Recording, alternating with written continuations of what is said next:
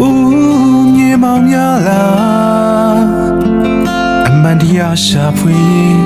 အမောင်တရားသာရလားနှစ်ခုပေါင်းနေထိုင်ရင်နှာခေါင်းပူရဲဘဝမှာအပျော်ပါတရားကအပြားတစ်ခုပေါ်မှာပုံစံကိုက်ဖို့ပိုက်ဆံကုန်မရအရှိတွေရဲ့ဆက်တွေသာခွဲလာလာကိုရလောကကြီးရဲ့မှာ